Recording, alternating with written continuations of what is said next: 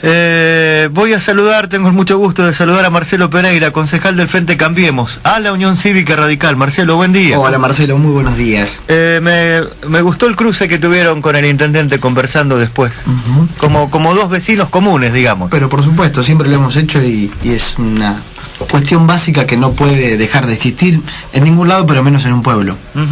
Y además de tu acción política, vos sos, ¿es director el cargo? Sí, correcto. Porque a veces rector, yo siempre me confundo con las viejas. Ahora son dos directores. Claro, sos director de la escuela secundaria en Villaría y el intendente estuvo hablando de la obra de gas allá. Exacto.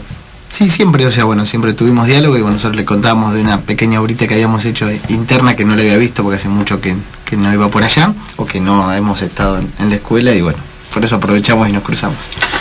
Viste que ser director de una escuela en una comunidad, el tamaño que sea, pero en una más pequeña como en Villaría, también te pone en contacto con el resto de todas las cosas, no solo la educativa. Te vinculas mucho con la comunidad, con los problemas, con las cosas que los ponen contentos, con las cosas que le preocupan, ¿no? Sí, la verdad que sí, cambia la perspectiva.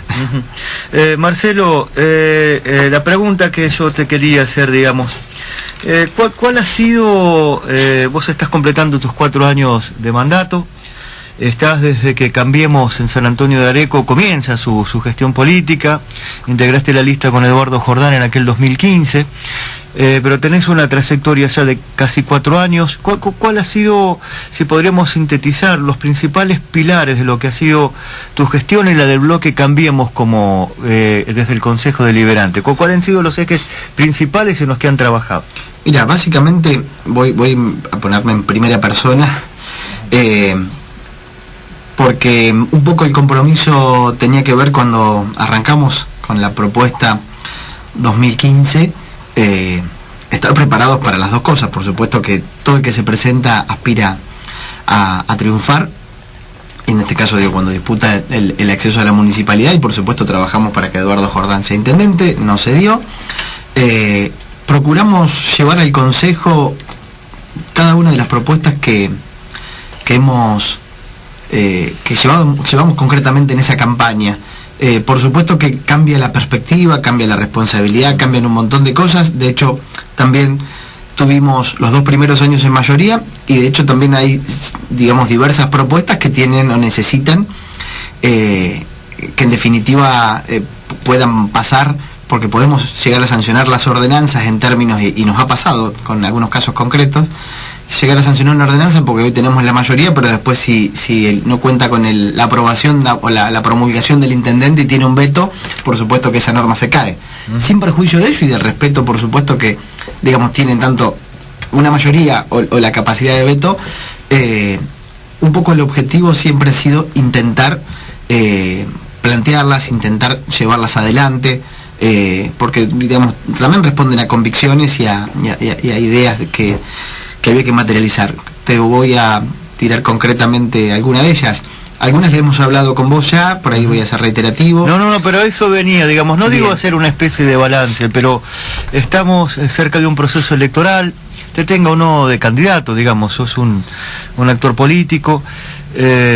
Recién lo hablaba el intendente también en la nota, es bueno conocer qué es lo que va a ofrecer cada partido, pero también es bueno ir repasando líneas de continuidad. No, seguro. Esa era la cuestión. También hay procesos que no se cierran y digamos, si bien coincido con Paco que se cierran ciclos, pero fundamentalmente hay políticas públicas o normativas que tienen una estrategia de desarrollo mucho más amplia, mucho más trascendiendo, digamos, mandatos de funcionarios, y soy un poco también de los que cree en esa visión para el desarrollo de nuestro pueblo, de nuestro país. Creo que necesitamos muchas más continuidades. A veces también en algunos casos yo creo que hay algunos hilos gruesos que se van teniendo como continuidades, y digo, a lo largo del tiempo, no vamos a ponernos hoy porque obviamente no nos alcanzaría el tiempo.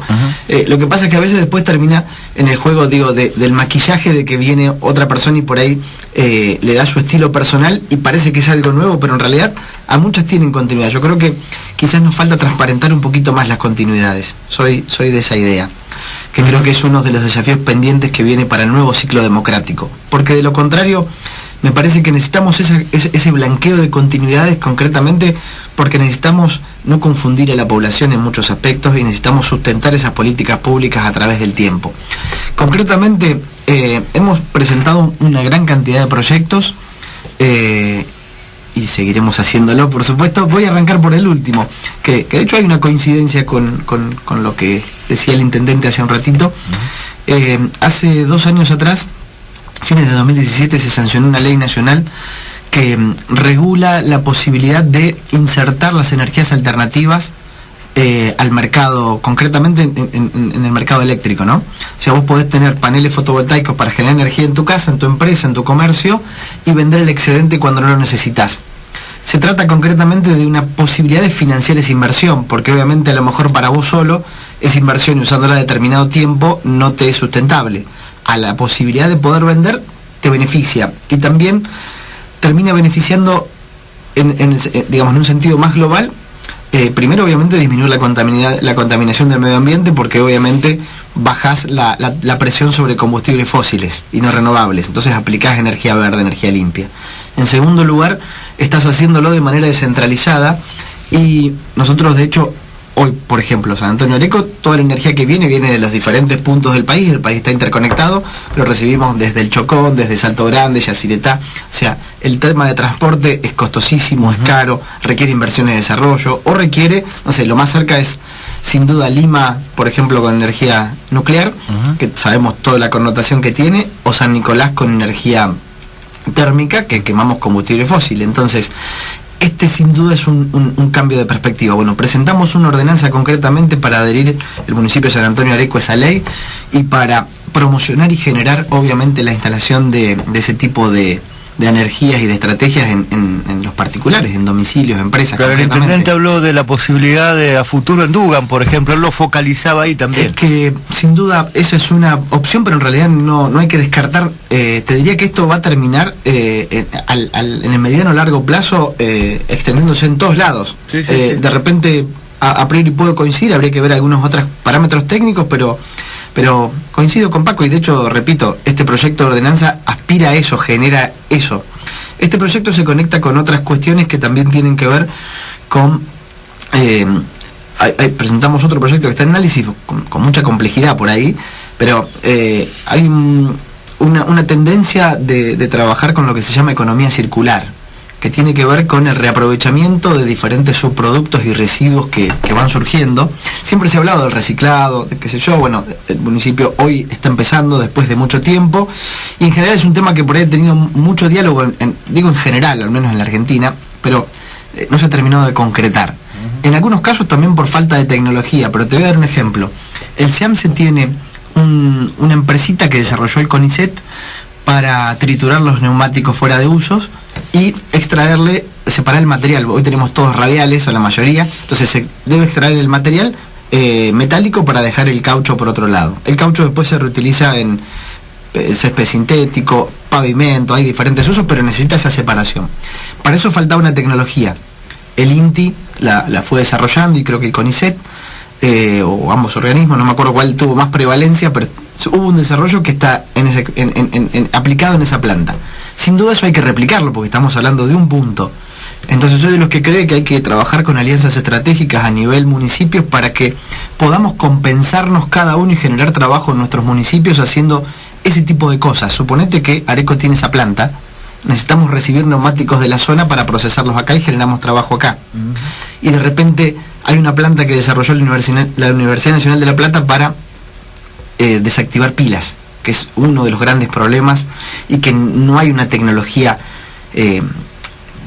todavía resuelta acabadamente hasta esta que está, digamos, desarrollándose. O bueno, ya está puesta en servicio, a lo mejor hay que perfeccionarla, quiero decir, ¿no es cierto?, ir avanzando. Bueno, como pasa con tantas otras cosas en la tecnología.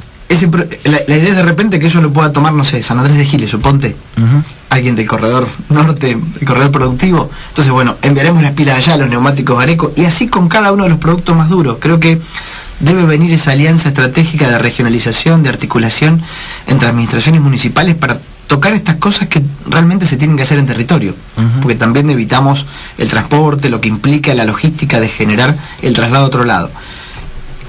Eso está contenido en ese proyecto que te hablo de economía circular y de impulso en San Antonio de Areco de ese proyecto. Después, bueno, un proyecto que fue vetado recientemente es un proyecto de evaluación de las políticas públicas. Nosotros no tenemos realmente, objetivamente, un proyecto de evaluación de políticas públicas, una norma, una ordenanza. Hay una que surgió en la gestión anterior del Gobierno Nacional. Aníbal Fernández era jefe de gabinete y porque estaba en su órbita, ¿no es cierto?, como jefe de gabinete, habían lanzado un manual. La gestión de Mauricio Macri lo reedita y genera una segunda versión, pero es básicamente una continuidad. Nosotros intentamos bajarlo directamente a una ordenanza. Bueno, eso no se salió aprobado, pero fue vetado. Vamos a volver a insistir, no obstante, con alguna pequeña vuelta de tuerca, pero entendemos que es necesario y fundamental contar con un sistema de evaluación de políticas públicas, objetivando los datos y teniendo una mecánica, porque es la forma de poder ver lo que funcionó, lo que no funcionó. O sea, obviamente sirve a los efectos de rendir cuenta, pero créeme que mi interés fundamental es que sirva como un instrumento de gestión, que a las personas que van gobernando, y la idea es que esto obviamente se proyecte a través del tiempo, que les sirva como un tablero de comandos que te permite ver concretamente cómo fue la evolución de lo que decidiste, las condiciones, establecer obviamente cuál es el ajuste o desajuste entre los objetivos planteados y lo que se logró. Ese es otro de los proyectos. Otro que está todavía en comisión también tiene que ver con la producción de datos estadísticos.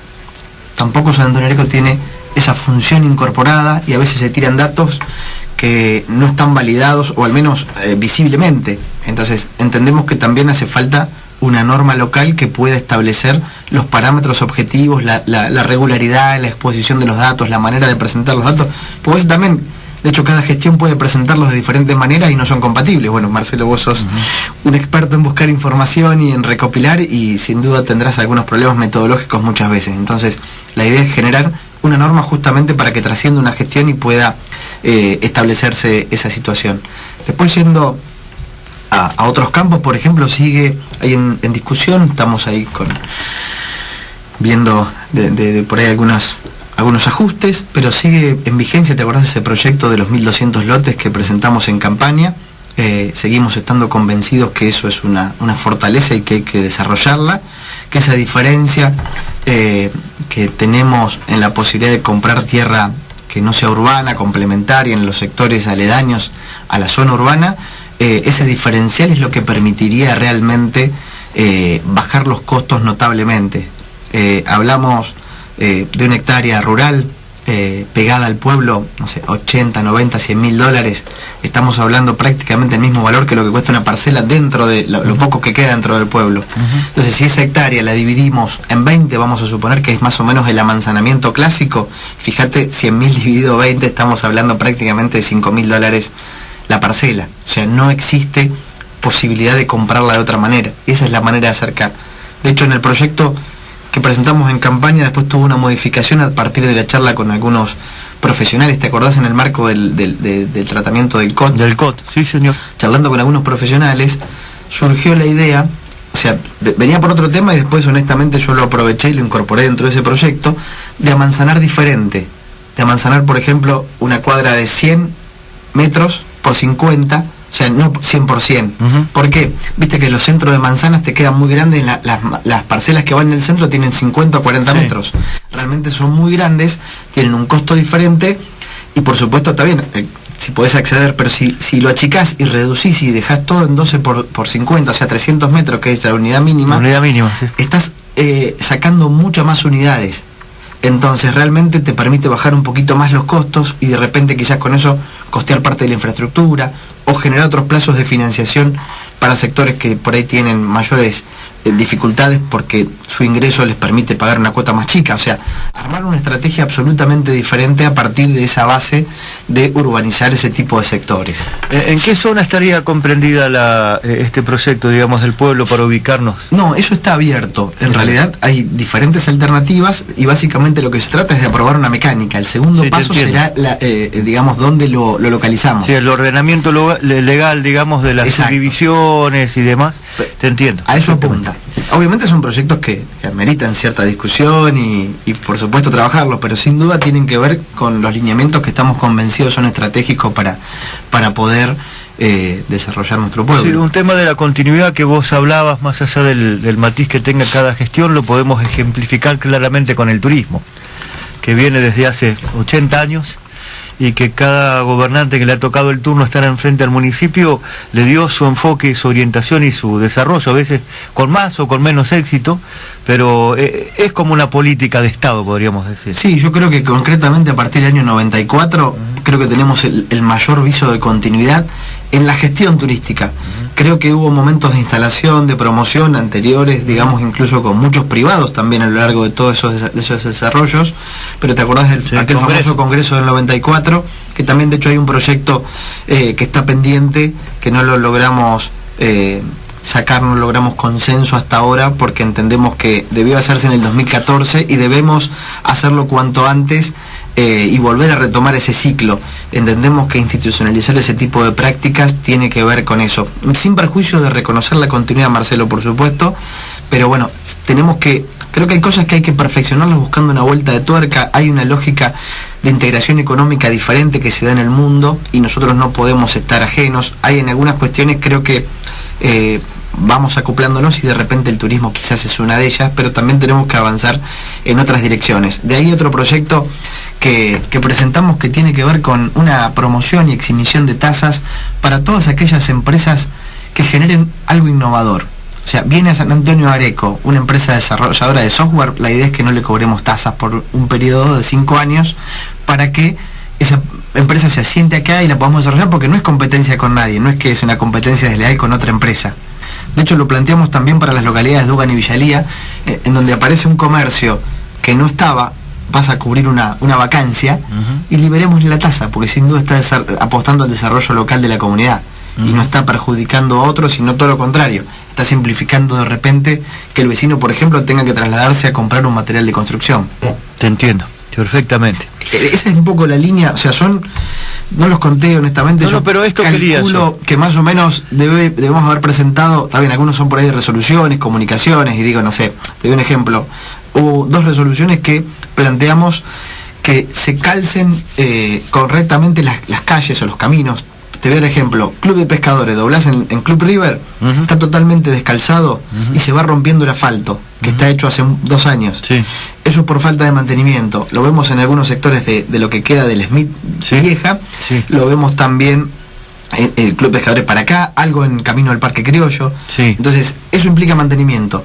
Presentamos una resolución, recuerdo que en su momento, y lo vi por ahí, Leo Sorchili, cuando era delegado, con su equipo lo hicieron en Villalía, que sacaron también porque pasa por déficit o por exceso. En la curva de Villalía se acumulaba agua y obviamente eso rompe la capa asfáltica. Ellos le pegaron una peladita con la máquina a partir de esa resolución y realmente eso quedó bien y funciona, pero tiene un ciclo de mantenimiento. Entonces ese, por ejemplo, no es un proyecto de ordenanza, pero sí es plantear al área técnica, muchachos, acá hay que trabajar con esto. Entonces ese intentó ser el aporte que hemos generado en este tiempo, en algunos casos con normas más pesadas, más estructurales, y en otras obviamente se circunscriben a cosas así muy puntuales que entendemos que benefician a la comunidad. Ese era el motivo de esta entrevista, digamos, de las cosas bien conceptuales, bien política, entendida en el buen sentido, digamos, de hacer política como llevar adelante un proyecto transformador, que refleje también cierta visión de la realidad. Queríamos conversarlo con vos esta mañana y creo que ha quedado. ¿Cuál era, digamos, desde tu gestión particular dentro del Frente Cambiemos este tipo de cosas? Como siempre, Marcelo, un gusto. Marcelo, te agradezco muchísimo, realmente es un placer, nos conocemos hace muchísimos años y hemos hablado más o menos en estos términos desde toda la vida, en los diferentes roles. Y hemos coincidido en más cosas de las que aparentan. Totalmente, así que un gustazo de verdad de estar acá. Marcelo, muchas gracias. Marcelo Pereira, concejal del Frente Cambiemos, conversando con nosotros. Bien.